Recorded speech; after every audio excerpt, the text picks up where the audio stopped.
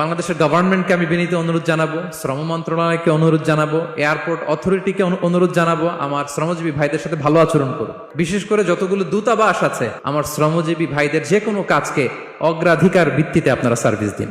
এটা দিতেই হবে। তারা ভালো থাকলে ভালো থাকবে বাংলাদেশ। তাই শ্রমজীবী যারা আছেন মনক্ষুণ্ণ হবেন না, মন ছোট করবেন না। You are the superhero.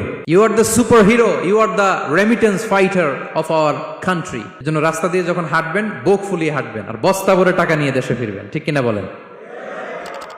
বুক ফুলিয়ে হাঁটতে হবে। এজন্য আমি আমার প্রিয় মাতৃভূমি বাংলাদেশের গভর্নমেন্টকে অনুরোধ করবো, আমাদের শ্রমজীবী ভাইদের যাতে সুবিধা হয় এই ব্যবস্থা আপনাদের করতে হবে। বিনীত অনুরোধ রাখবো। শ্রম মন্ত্রণালয়ে যারা দায়িত্বে আছেন, স্পেশালি তাদেরকে রিকোয়েস্ট করবো, আমাদের শ্রমজীবী ভাইদের যেন কোনো কষ্ট না হয়, কারণ তাদের পাঠানো রেমিটেন্সে সচল থাকে আমার দেশের অর্থনীতির চাকা। তারা ভালো থাকলে ভালো থাকবে বাংলাদেশ।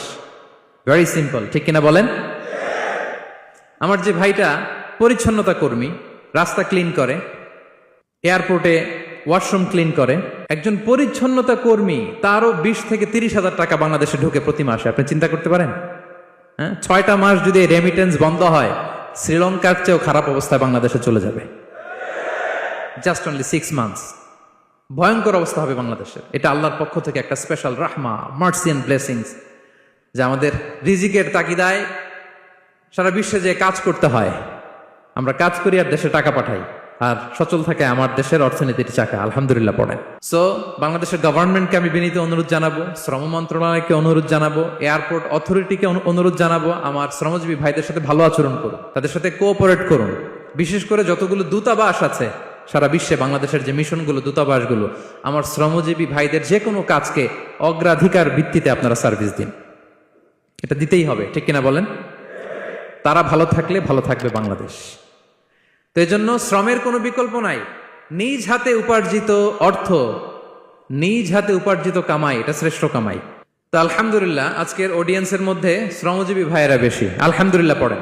এটা আমাদের সৌভাগ্য। এই যে বাংলাদেশে এখন চাকরি নাই, চাকরির বাজার মন্দা, মাস্টার্স পাশ করে বেকার টোটো কোম্পানির ম্যানেজার, এরকম আছে না নাই? তার বিপরীতে আল্লাহ তাআলা আপনাদেরকে মালয়েশিয়া নিয়ে আসছে। প্রতি মাসে আপনি টাকা পাঠান।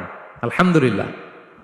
আপনি বাংলাদেশের যে উন্নয়ন, বাংলাদেশের যে ডেভেলপমেন্ট, এই যে স্মার্ট বাংলাদেশ বলে বলে মন্ত্রীরা মুখে ফেনা তুলে ফেলে, এটার গর্বিত অংশীদার আপনি। ঠিক কিনা বলেন?